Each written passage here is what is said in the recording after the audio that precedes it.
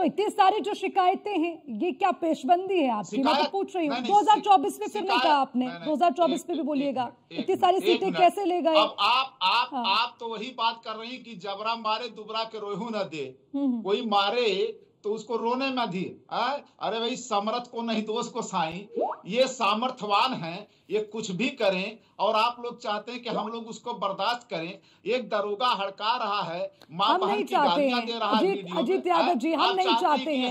नहीं, हम विपक्ष अरे नहीं अजीत यादव जी, आप ये शब्दों के हेरफेर में मेरे साथ मत खेलिएगा। मैं हूं तो पत्रकार, ये बात तो आप अच्छे से जानते हैं। आप मुझे ये बताइए, 2024 पे अभी तक नहीं बोले आप। भैया 2024 में इतनी सीटें कैसे ले गए? आप ही तो बता रहे ना कि बीजेपी तो बड़ा माहिर है प्रशासन को भी खरीदने में, अधिकारियों को भी बदलने में, सिस्टम को बदलने में, चुनाव आयोग को खरीदने में और धोखाधड़ी करने में। भाई तो ठीक है, इतनी सीटें कैसे ले गए? तो बीजेपी को वहां आरोप लगाने चाहिए थे, उन्होंने तो हार स्वीकार की। ये आपके हत्थे क्यों नहीं लगती चीजें? इस पर तो जवाब दीजिए ना। हम कह रहे हैं कि ये चुनाव आयोग जो है, क्यों इनका पिट्ठू बना हुआ है? ये चुनाव आयोग से हम मांग कर रहे हैं। ये सरकार की जिम्मेदारी है वो लॉ एंड ऑर्डर मेंटेन करने की, लेकिन जब कहीं चुनाव होता है तो चुनाव आयोग की जिम्मेदारी होती है। अरे भाई, तो लोकसभा के चुनाव किसने करवाए हैं अजीत यादव जी? लोकसभा के चुनाव कैसे जीत गए आप? कैसे ले गए आप इतनी सीटें? बताइए। सरकार भी उनकी, प्रशासन भी उनका, चुनाव आयोग भी उनका। जैसे बेईमानी करते हुए ये मिल्कीपुर में चाहे जितना बेईमानी कर रहे हैं, मिल्कीपुर का चुनाव जब हम जीत जाएंगे तो यही ये लोग कहेंगे कि हमारे ऊपर आरोप लगा रहे थे। उसी तरीके से 2024 में भी जनता ने समाजवादी पार्टी के पक्ष में इतना वोट किया। 2024 ही नहीं, 22 में भी आप वोट परसेंटेज देख लीजिए तो बहुत अंतर नहीं है। हम जो है ज्यादा सीटें बहुत कम अंतर से हारे हैं।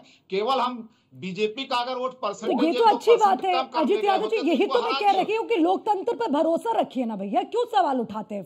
फिर इतनी बौखलाहट क्यों होती है? इतना क्यों? अच्छा नहीं लगता अजीत यादव जी? अच्छा नहीं लगता? अब वोटर्स वहां पर आपको वोट देने आ रखे हैं, आप उस पर सवाल उठाएंगे, प्रशासन पर सवाल उठाएंगे, पुलिस पर सवाल उठाएंगे। अरे भाई, ये लोकतंत्र की खूबसूरती नहीं है ना, उसको जिंदा रखिए। आप जनता को, जनता जनार्दन ही आपका फैसला करती है, उसका सम्मान तो कर लीजिए। मेरी लड़ाई इस बात को लेकर है। आप जीते, बहुत अच्छी बात है, सबको मौका मिलना चाहिए। आप अच्छा प्रदर्शन कर रहे हैं, आप लोकसभा चुनाव जीते, आपने अच्छी टक्कर बीजेपी को दी, लेकिन लोकतंत्र पर तो भरोसा रखिए ना। हर बार क्यों रोना रोते हैं? नहीं, जीतने का मतलब थोड़ी है कि हमारे लोगों को जा करके गांव गांव में लाठी और डंडे और कोड़े बरसाए जाए। हमारी जिम्मेदारी है कि हमारे लोगों की सुरक्षा, अगर हमको वोट देते हैं तो हमकी सुरक्षा की भी जिम्मेदारी हमारी है। उनका विश्वास कैसे हम जीतेंगे? हम विपक्ष में बैठे हैं, विपक्ष के लोग अगर जीतेंगे, अगर उनकी लड़ाई हम नहीं लड़ेंगे, हम बोलेंगे नहीं, उनके तरफ हम खड़े नहीं होंगे, तो हमारे ऊपर विश्वास करके वोट कैसे देंगे?